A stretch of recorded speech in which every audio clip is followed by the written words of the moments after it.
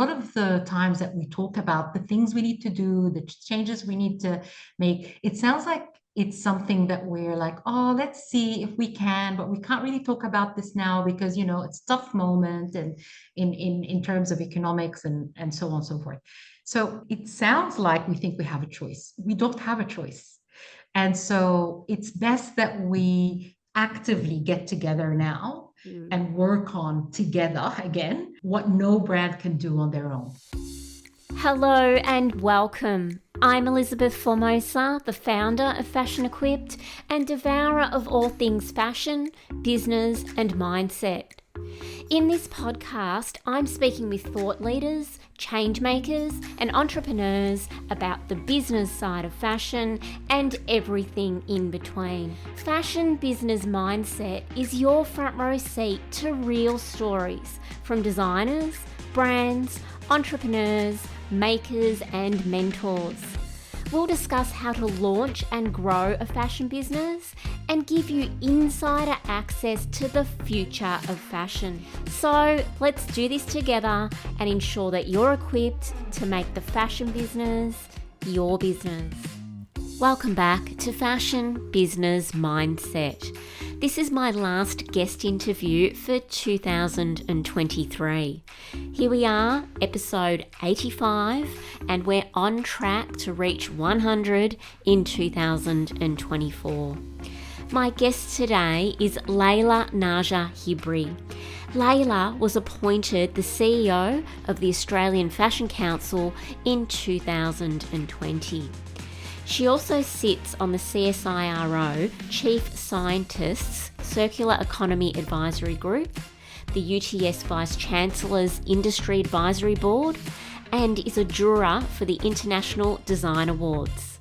With a background in economics and accounting, Leila has over 20 years' experience in business and industry leadership, particularly in Australia and Asia. Her career has involved working with several global organisations, including the United Nations, Prada and Luxottica. Leila envisages a future business world committed to prioritising people and planet together with profit. This vision has driven the AFC's mission to guide the just transformation of Australia's fashion and textile industry towards net zero by 2050. Leila is also an active advocate for the promotion of equality, diversity and inclusion within society, industry and government. During our discussion, Leila has some big news to share as we discuss the future leadership at the Australian Fashion Council, the industry initiatives driving change, and what we all need to do to become well poised to embark on and embrace the future of fashion. I have the utmost admiration for Leila as a thought leader and change maker in our industry, and we have been extremely fortunate to have her at the helm of the AFC over the past 4 years. I enjoyed every minute of this dynamic conversation, and no doubt you will too. So let's dive in. Leila, welcome back to the Fashion Business Mindset podcast. Thanks so much, Elizabeth. It's great to be here. Now, Leila, you last joined me in 2020, if you can believe that, on the podcast, and it was your first year in your role as CEO at the AFC. Now, here we are, December 2023, and you have some big news to announce. So I would love to start there. Can you talk us through it? Well, I decided a bit earlier this year to hand in my resignation as the CEO of the Australian Fashion Council and hand over the reins to someone new to take the AFC on its next phase. And so talk us through that process. It must have been a huge decision. No doubt your role has been all immersive since you stepped into the seat. What was the thought process behind it? And when you share that, I'd love to dive in to some of the amazing successes you've had over your time at the AFC. Thank you. It's really interesting. I'm very aware that good leadership part of good leadership is knowing when to stop and when it's time to move on and when it's the right thing to do by yourself, the organization, and of course, mainly the team. Yeah. And so after we launched Seamless, which is the product stewardship scheme that the AFC helped launch, I felt that the key strategic pillars that we've put together with the team and where the industry is now, almost 4 years into the time I took over as CEO, is definitely it's now at a kind of new stage. So we've got all the foundations laid out. There's a lot of work to be done, but I think the skills of another CEO will be best, utilized for that second phase. Yeah. And I guess, all good things come to an end. So we'll talk about your next phase of your career a little bit later. But before we do that, let's dive into some of the successes. So over the past 4 years, Leila, you have brought the Australian fashion industry together. I think like we've never seen it come together before. And you've unveiled its true economic value and potential, and you have increased its recognition on multiple levels. You and your team have also launched several landmark initiatives during your time at the AFC. So let's talk about them. You mentioned Seamless, and there are many others. So let's dive into them in no particular order, and let's share with our audience, the legacy that you'll be leaving the new CEO and the AFC team with. Thank you so much for your kind words. I think what worked during my time at the AFC and with the team, again, obviously this is a team effort, but taken for granted during this conversation that everything I talk about is the result of teamwork, great teamwork, of course. And also, I want to mention people like yourselves and other really key organizations and leaders in the industry have been critical. So I just want to make that clear from the beginning. But going back to the time I took over as CEO of the AFC, one of the first things I wanted to do was look at the industry as it was at the time, but also where it needed to go and really take an eagle-eye view of what needed to be done, what sort of strategy needed to be put together, because the industry in Australia virtually had no foundational basis. There were amazing projects going on, right? Yeah. Great initiatives, amazing leaders, wonderful brands. But the core, again, I use the word foundation a lot because that was missing fundamentally. And things like, what is Australian fashion, right? Who are we? The other question was, what sort of skills do we have or don't have? What are the job opportunities and the skills needed to actually have a strong base in Australia and move forward and progress? And going into that, what can we do in Australia well? What sort of resources and capabilities do we have? And how can we ensure that we bring back the manufacturing in certain areas and other, I guess, initiatives that we could do locally very well instead of offshoring everything without really thought into what we can add value to in Australia. Yeah. So that was really clear. And last but definitely not least, there was the issue around sustainability, the environmental impact of our business and industry, and also the social impact in terms of modern slavery, sourcing, and all that sort of stuff. So an ESG kind of lens on things. Yeah. And we needed to look at that from the lens of technology and innovation and diversity and inclusion. So where were we in terms of those areas and how would we engage technology and innovation, and also of course, as I said, diversity and inclusion and equity, to ensure that what comes out in the future is the type of industry that we would all be very proud of. I love it, and I couldn't agree more with. I think there was the disconnect before you stepped into the seat. As you said, so many amazing leaders and brands and organizations right across our industry, but everyone doing their own thing kind of solo and not really having a seat at that table on a consistent basis so that all of these amazing initiatives could be implemented. And now it seems like we are coming together more than ever. So I feel like the AFC has become that kind of central point, the glue, so to speak. And again, so many amazing industry leaders involved in some of the key initiatives that you and your team have gotten off the ground.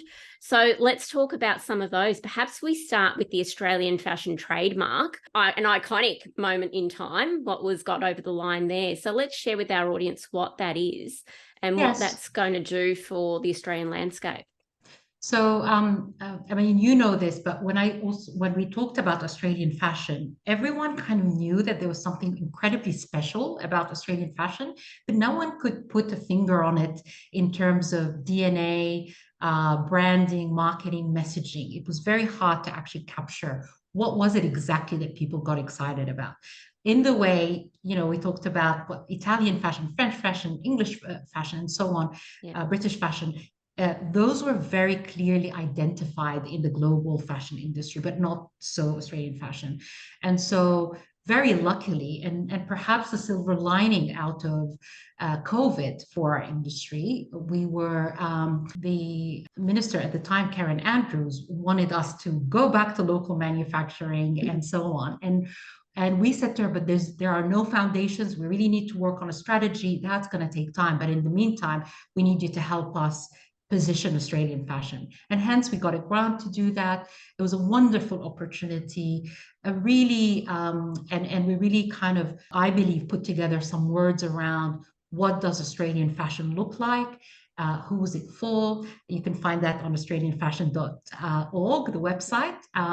But most importantly, we wanted to capture brands of the future. And that means they are design-led brands, that those brands were also had the environmental and social kind of responsible practice in place. Even if they didn't have it in place, they had it in their ethos and they were ready to be transparent about it. So that's what we were able to capture with those brands. Yeah. And I will say about the Australian fashion trademark, though, Elizabeth, that it hasn't really blossomed to its full potential.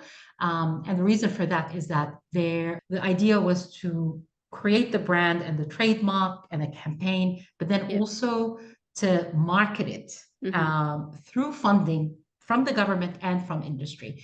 Because of a change in government and many other circumstances, that didn't quite happen.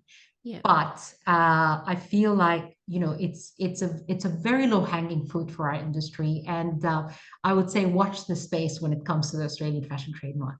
Yeah, amazing. And some brands are already utilizing the trademark, I believe. Yeah. Absolutely. And we just actually recently had a meeting with a bunch of brands that are part of the trademark, talking about what do we really need to do? How do we engage different partnerships, the government, and so on, to actually take that? Really, if you think about it, very few industries have a cohort like this that can, I believe, wield power, but also has opportunity to position Australian fashion locally and globally as something incredibly special and not seen anywhere else in the world. Yeah, I love it. I think that as it develops further, it's going to be a very strong asset for brands to have. So anyone tuning in who is interested in finding out more, definitely go to the AFC website, but we'll put all the links in the show notes as well. Now, more recently, Seamless, Leila. Yeah. So again, another iconic initiative. Let's talk about that and share with our audience what Seamless is all about.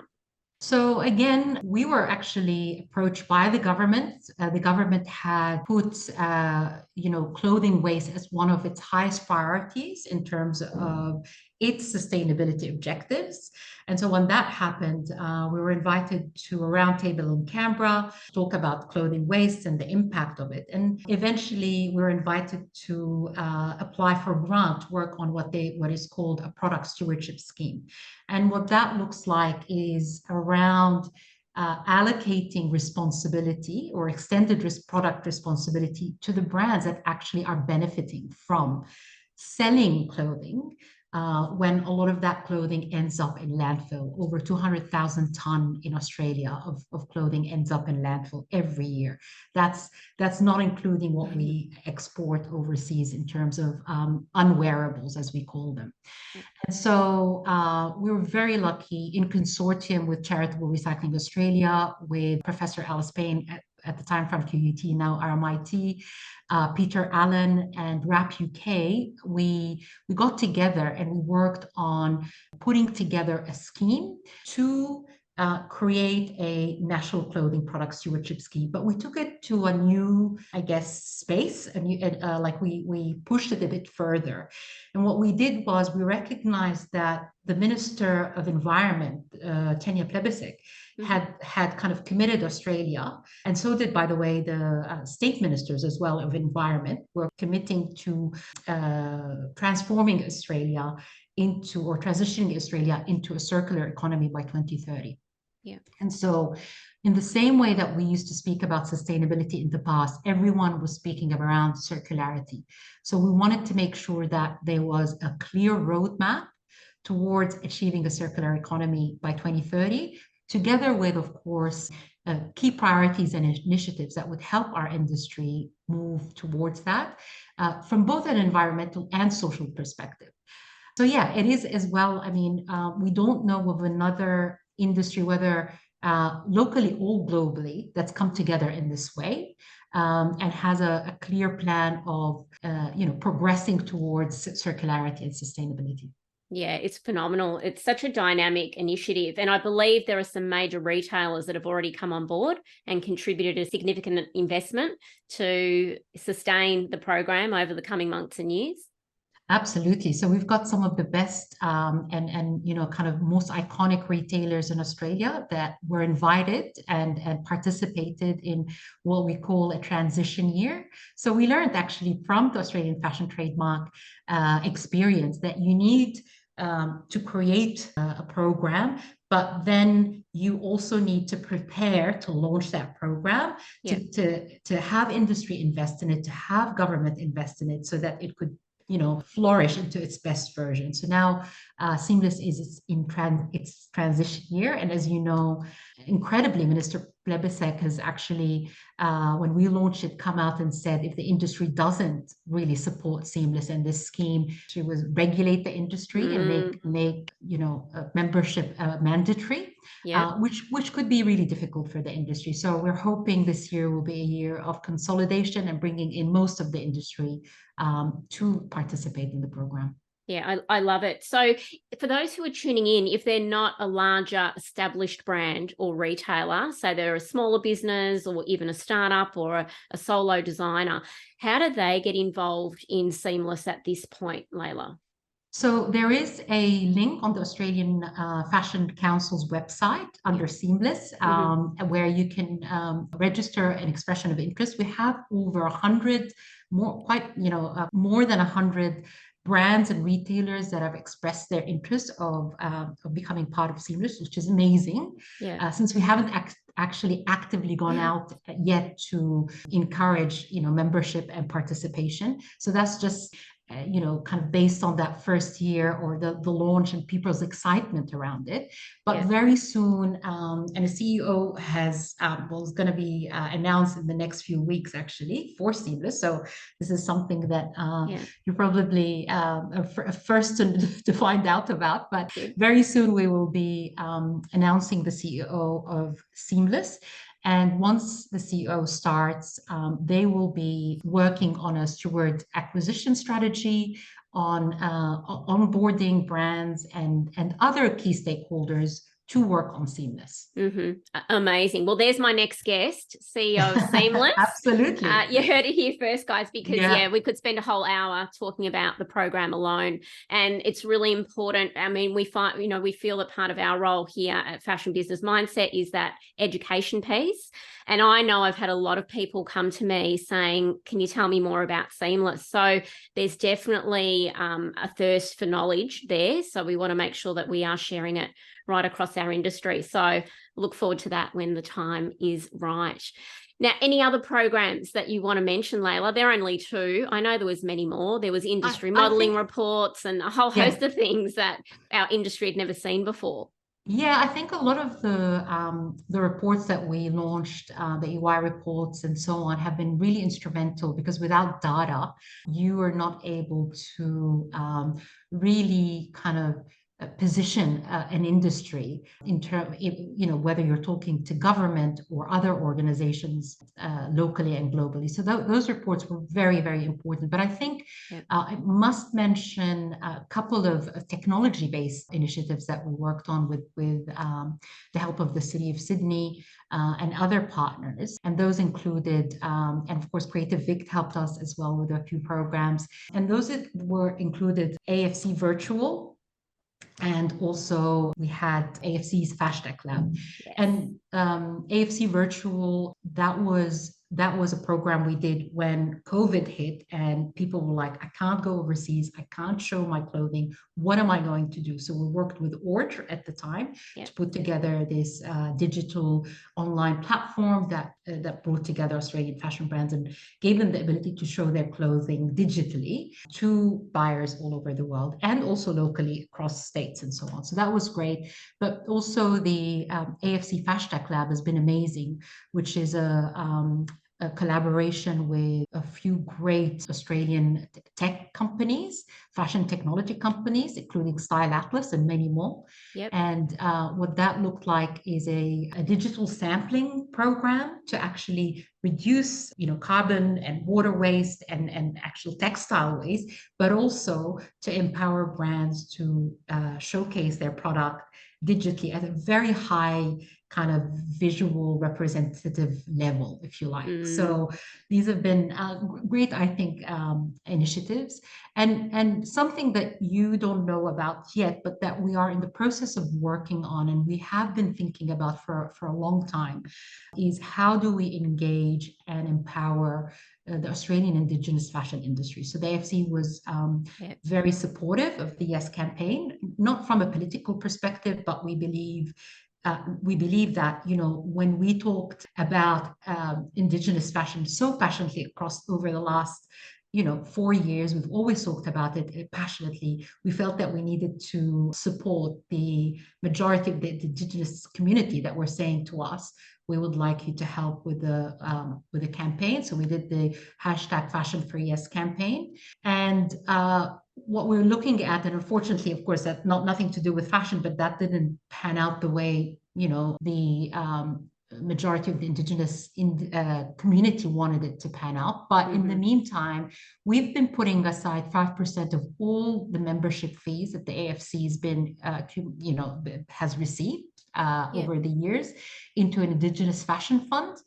And we are now looking at working with Indigenous fashion organizations and key leaders in the industry to put together some sort of body. We don't know what that looks like yet because we will be led by those organizations to help us incorporate, or, it doesn't have to be a formal body, but something that will help encourage and support the Indigenous fashion industry, which is so important in the Australian fashion context.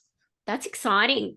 Yeah. There you go, guys. You heard it here first. I can't wait to see that couple of firsts for you, Elizabeth. I know, just for me. But that's amazing that you've had that fund going with the 5% of membership fees. I just think, such important work to be done in that space. And it's just amazing to see the talent of Indigenous designers at the front line of fashion at the moment. So absolutely enjoying some beautiful, beautiful work from Indigenous designers. But you mentioned a couple of other programs that have been iconic, as you said, AFC Virtual. And we had Simon Locke from Ord on the podcast again, right back at the beginning. I think it's in 2020 or 21 as well. So such a fascinating business, and just touching on technology and innovation, the way that we can do business online now as fashion brands is just, worlds apart from where it was just a few years ago. And Fashion Tech Lab, I was actually on a lot of those webinars and I learnt so much, and there was a lot of information that I passed on to my clients. And I believe that the webinars are still, last I looked, I think they're still on the website. Absolutely. Yes, they are. So anyone who wants to know about, again, forefront of innovation and technology, you mentioned Style Atlas, which I think, is that the CRM that's got the back end? Correct. Yeah, Absolutely. Pete Smith and that backhand, but there were many other great organizations that have, so that, that brought together all the other platforms that yeah, helped create these beautiful images yeah, that were quite stunning, actually, in terms of the presentation yeah. of product, and showed textile depth and so on. Yeah, it was the digital version of the fabric where you could Absolutely. actually see the drape and everything. So it wasn't just Exactly. a flat illustration. But with the CRM, I've had a few clients jump on board with that because it's a really good price point compared to, Indigo 8 or any of those really more advanced CRMs that are for established businesses. So Yeah. yeah, really encourage everyone to go and watch those webinars because you'll definitely come away with your mind blown around the technology that we've now got available to us, from 3D pattern making and a whole host of other things. So again, Leila, such rich knowledge that you and your team have been able to share right across the industry. So now, in the hands of a new CEO, what's going to be key to the AFC navigating the future of the fashion industry? So I think fundamentally, the focus has to be around funding and support. And I know that sounds a little bit, oh, here we go, someone asking for money again. But I think the way I think about it is that the two times we were able to create industry changing, initiatives was when we were given the two $1 million and then a grant, and then the other $1 million grant. And if you think about our $27.2 billion industry, Yeah. and almost 500,000 Australians that work in it, these amounts of money are, drops in the ocean Yeah. of what governments spend usually on other industries, right? So we export double of what wine and beer export. We employ more people than resources employ, and so on. So if you think about what the government needs to do to help us, government and industry need to put their money where their mouths are, if that makes sense, because there's so many opportunities for this industry.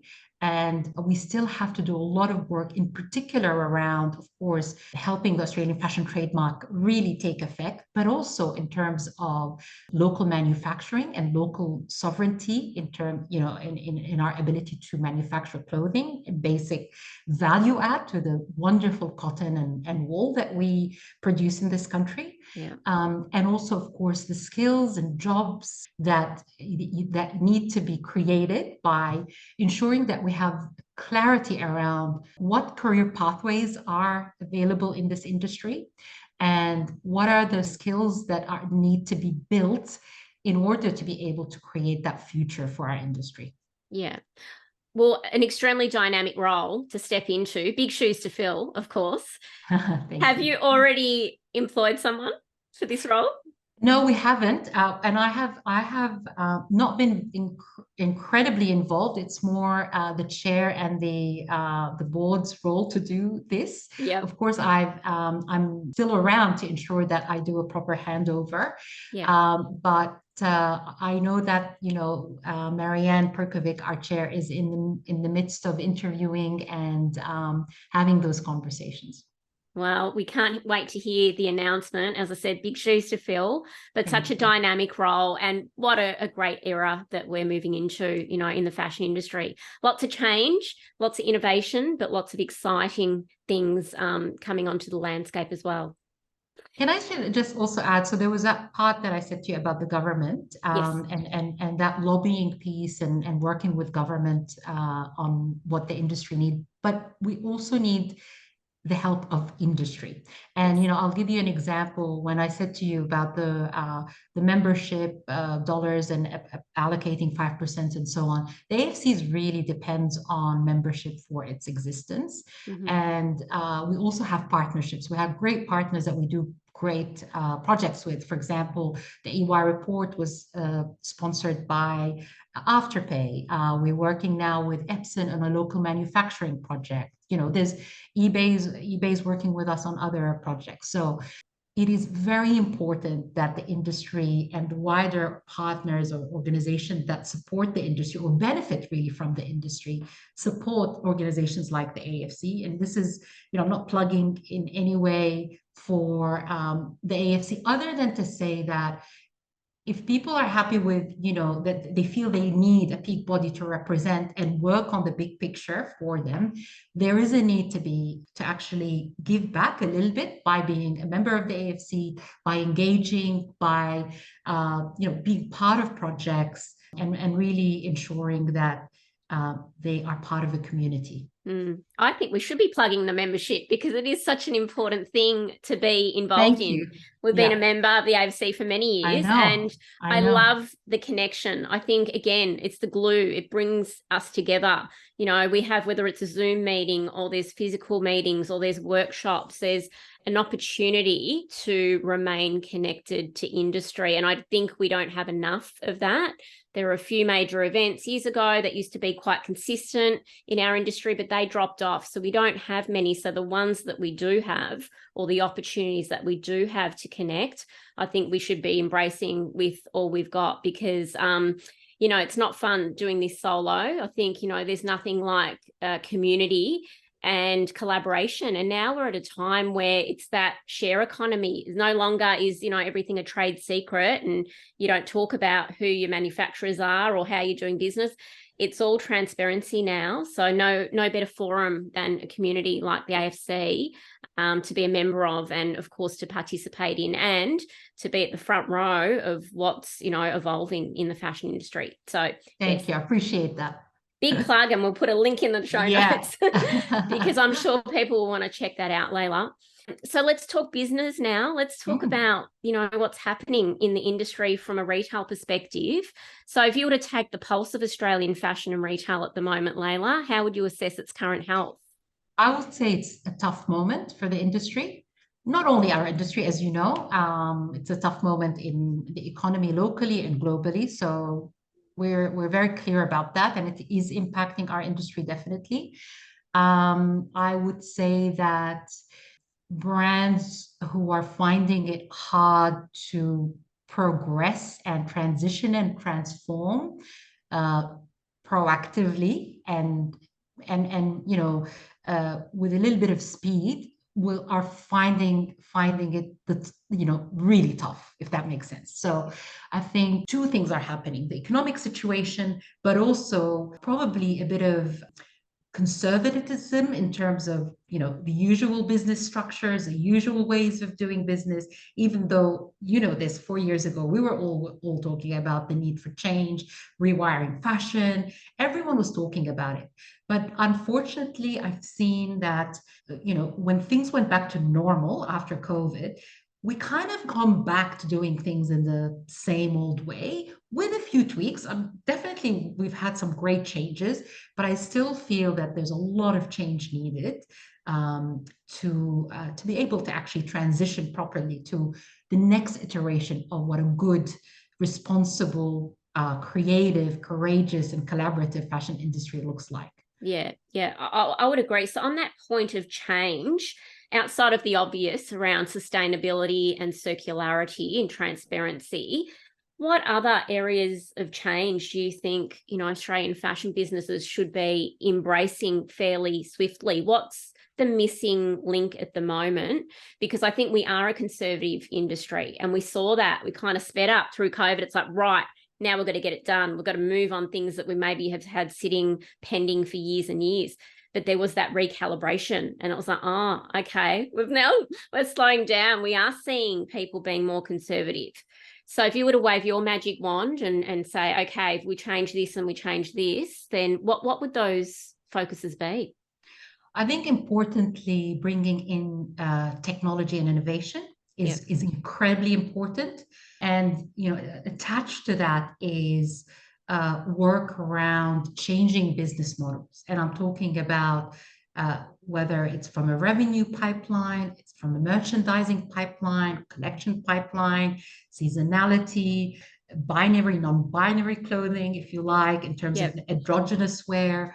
And I think most importantly, people have to, or brands have to rethink their offering to the market and their expectations in terms of unit sales and their expectations, or and then just kind of regurgitating the same old Friday and Mother's Day, this and whatever, all these sales and all these I would say, in my opinion, outdated marketing campaigns that really need to be rethought Yep. of.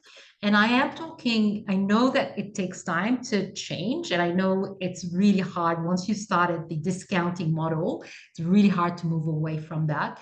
But I think it's critical to move away from that. So looking at your collections, looking at your marketing campaigns and initiatives, where you're putting you're actually investing your money, and how are you moving towards the new business models in terms of potentially making to order subscriptions, rental, and remaking and repair and so on and so forth. Yeah. So a lot to think about here, and of course the sourcing piece is very important. What are you using in your products, and how are you planning your business in terms of what type of growth are you looking at? Are you still looking at sales growth, or are you looking at margin growth, or margin health, if you like? I Yep. mean, I actually move away from the word growth these days because I Yep. don't think it is sustainable to talk about growth. I think we need to talk about prosperity, Yeah. which is around profit, people, and planet.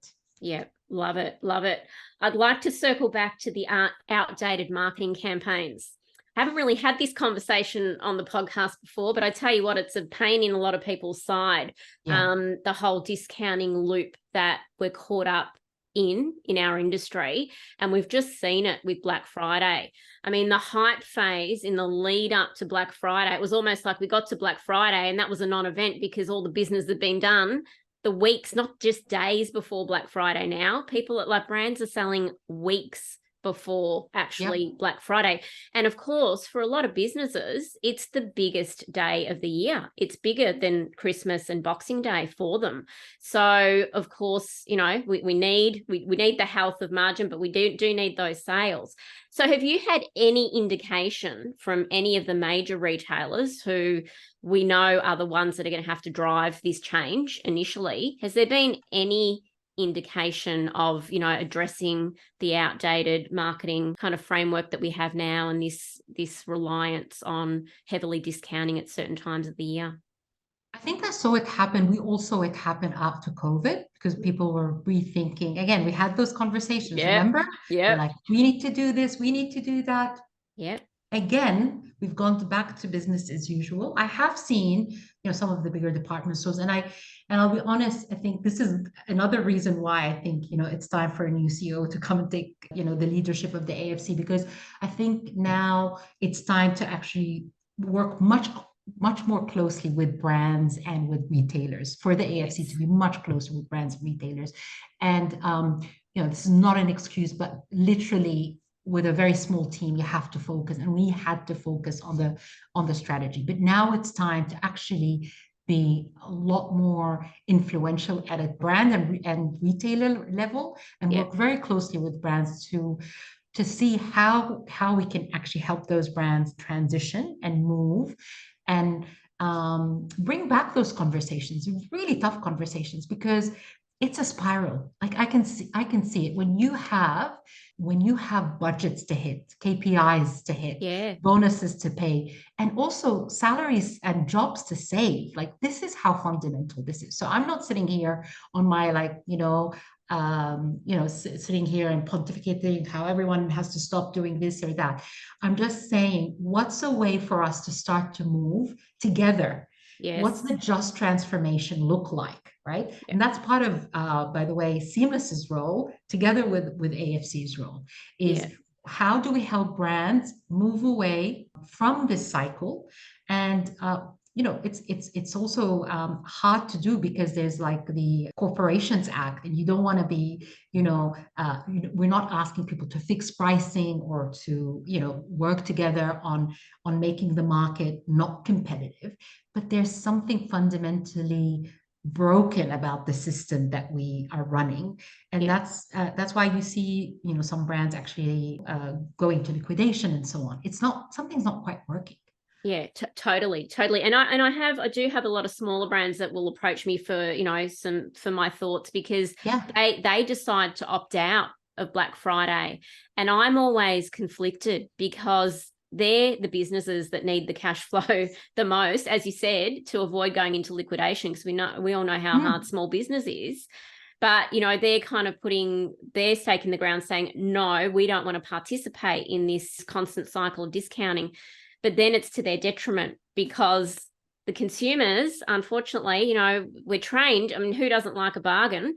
We're trained that if you're being bombarded with all of those sales, very close to Christmas, when you're going to invest heavily in gifts and, all the things that are needed for that time of year or festive season, it's very hard. It's very hard for the smaller brands to, kind of turn the Titanic. So it's always a hard conversation to have. I really respect any of the brands that, definitely aren't getting involved. Or there's Green Friday now, which is another great initiative, which I love. But I'm with you. I think that it's got to be, this has got to be almost like a seamless initiative. It's got to be the outdated marketing initiative that, the heads of the industry sit down and actually have a realistic conversation about, how that looks over the coming years, because it's certainly not helping the health of the margin. We know that. It's just pumping out more volumes of product into the industry, which is perpetuating the problem that we're already trying to solve, essentially. And to your point, the smaller brands and the more ethical brands, the brands that are trying to do the right thing, end up being hurt the most. No. And so that's where maybe we need some sort of help from government. And I'm not saying to, stand in the way of free commerce. I'm just saying that if we know for a fact that the existing retail model, for example, that's based on 70, let's say in the best circumstances, 70% sell through. That's a broken model. Just fundamentally, it's a broken model. Yeah. So what do we do? How do we bring in technology, innovation, other creative and courageous ways of thinking to move the lever? And for those brands that refuse to do that, what are some of the consequences that could be put into effect that will help, shift that behavior? Yeah, it's much needed. Now, we've already spoken about the coming together of the industry quite a lot, but is there any other message that you'd like to share with our industry about working together to embark on the future of fashion, whether that's around collaboration, creativity, anything else that you feel we haven't chatted about yet? I think the industry has not heard the very, very loud warning signs that are kind of all around us. It's like that movie Look Up on Netflix. I don't know if you've seen it. It's like everything that we talk about, not everything, but a lot of the times that we talk about the things we need to do, the changes we need to make, it sounds like it's something that we're like, oh, let's see if we can, but we can't really talk about this now because, it's a tough moment and in terms of economics and so on and so forth. So it sounds like we think we have a choice. We don't have a choice. And so it's best that we actively get together now and work on together again what no brand can do on their own. And that's what Seamless was all about. That's also what the intention of any of the projects, the key projects, that the priorities that AFC is working on are. It's to work together towards fixing the skills issue, fixing the local manufacturing issue, fixing the sustainability issue, and of course, generating the right type of commerce for us, the right type of prosperity for our brands, right? So, I would say, get your act together now and, don't pretend that, we can just go on, because every statistic, every scientific sort of finding, everything the UN is saying is that from an ecological perspective, from also from a social perspective, and Yep. economically, you can see things aren't, it's not working. No. So we can just sit there, or we can just do something about it. Yeah, I love that message. Look up, everyone. Look Basically, up, got to get look our head up. out of the Yeah. sand, because got to Yeah. work on it, not in it. Because otherwise, Yeah. as you said, it's going to catch up to us pretty quickly. Exactly. And it's not going to be a good place to be if we don't do something about it swiftly. But again, amazing to have Seamless as a foundation initiative. Again, that's going to be, a great start for us going into 2024 to bring everyone together. And just to tell you, with Seamless, it'll work on 4 priorities, which are circular design, closing the loop, and new business models and consumer behavior. So all the things we've talked about, every single thing, whether it's policy, whether it's consumer behavior and their appetite, whether it's how to help business to move into new business models, and of course the sorting, collection, and recycling piece. All of that will be worked on by Seamless. It won't deliver, like, the silver bullet without collaboration, though. It yeah. will not, it can't do anything without the collaboration of the industry. Yeah, absolutely. And as I said, it's so multifaceted. There's going to be so much richness in those conversations right across all of those pillars. Now, Leila, what excites you about the future of fashion? I think that when I look at the Australian fashion clothing industry, I think we are probably, one of the luckiest countries in the world in terms of our natural resources. So we're one of the largest exporters of wool and cotton, natural fiber. We have unbelievable resources in terms of potential green energy, whether it's through wind or sun or so on, right? And we've got a creative, engaged, and really innovative, diverse workforce potential, right? What we need to do is to be able to properly commercialize that into scaled, business. So how do we actually create clothing that you can trace from the farm until virtually end of life, and even use that to regenerate the soil? So that's where we're moving, I think. We're moving from sustainability, circularity, and in the next couple of years, we've got to start to talk about regeneration, biodiversity. So we have this unbelievable opportunity, and that is actually going to create a lot of jobs and a lot of money for Australia and for this industry. Only thing we need to do is to create all the necessary, I guess, conditions to be able to make that prosper. Yeah. Have it all. It's just about working with government, working with industries, with other stakeholders, and definitely working together to make that happen. Yeah, I absolutely love that vision for the future of fashion, prosperity, jobs, all the good things, Leila. Now, Leila, based on the legacy you're leaving behind at the AFC, what are you most proud of?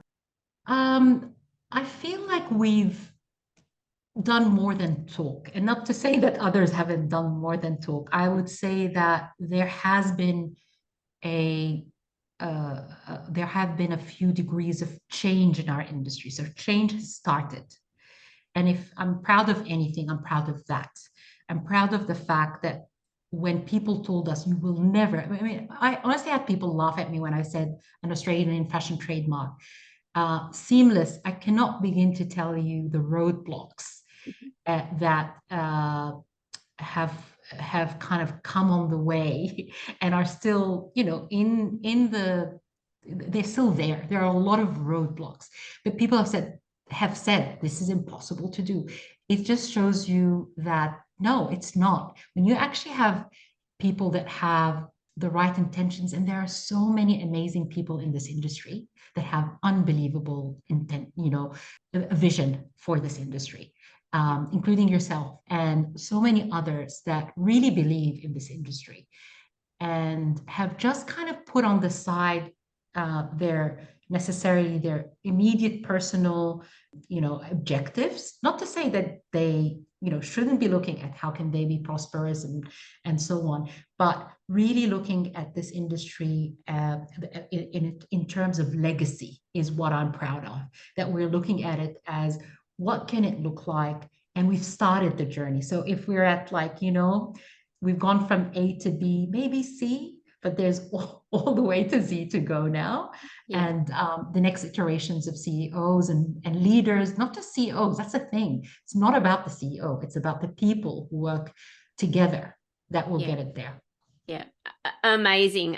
You've certainly done more than talk. That's for sure. I think we've moved forward in light speed in the last few years that you've been at the helm of the AFC. So definitely an amazing legacy. As you said, so much more work to be done, but, you've got the ball rolling. So we just need to continue that now. So Leila, I'm sure everyone's dying to know, what is next for you?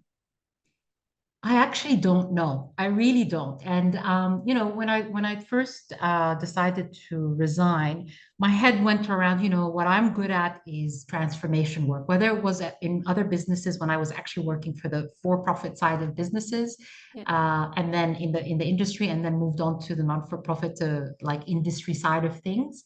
The thing that I like doing and I'm good at is transformation, and with a ESG, environmental, social, and governance, focus. But then so I'm like, oh, I should do work around that with organizations, not necessarily in this industry alone, though, because I love that sort of work.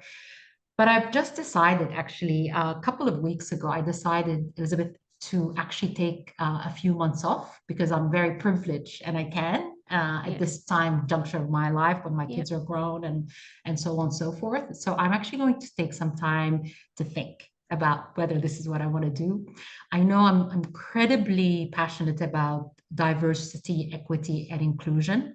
And in particular, I've been a big kind of advocate throughout my life across all industries I've worked in and my career around gender equality. But now I'm thinking of it much more in terms of more of an inclusive culture. What do inclusive cultures look like? Yeah. And how do we move away from power structures and hierarchical structures? So that's the beginning of something. I actually don't know what that looks like yet, but I'm gonna let it bake. Because I'm, as I said, very lucky, and I'm able to, for a few months, take some time to think before I move on. I love it. Well, a well-deserved break then on the radar for you after many years working right across the industry, not just at the AFC. And what a great time of life to do that review, reset. And it sounds like you're on a mission to be part of a purpose-led organisation, which I absolutely love, because I'm at the same stage of my journey as well. You learn a lot over the journey, and you find very, very quickly at the pointy end of it what resonates and what doesn't. And I think, it's a nice time of life to be able to choose what's next. No doubt when this podcast goes live, there'll be a few little perhaps offers in your inbox, Leila. I'm sure you'll be snapped up pretty quickly. Thank you. So thank you so much for sharing that. Thank you for sharing your journey at the AFC. Congratulations to you, Leila. You are a true industry leader, change maker. You've done all of the things. We've been very, very fortunate to have someone of your expertise at the helm of our industry over the last few years, and wish you best of luck. Not that you're going to need it, but for this next phase, I hope that, you find that organisation that is completely in synergy with where you want to be in the future. Thank you so much. I really appreciate it. And as I said, Elizabeth, you're one of the great leaders as well in this industry. And I look forward to catching up and seeing you around soon. Yeah, absolutely. Thank you so much, Leila. Bye. Thank you so much for listening to the Fashion Business Mindset podcast. We'd love to keep connected. You can find us on Instagram and Facebook at Fashion Equipped.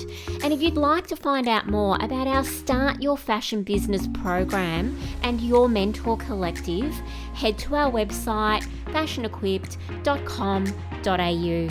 If you've enjoyed this episode, please share this podcast with others, hit subscribe, leave us a rating and review. Let's do this together. Let's make the fashion business your business. This is a Guide Your Light Network production, creating podcasts with purpose.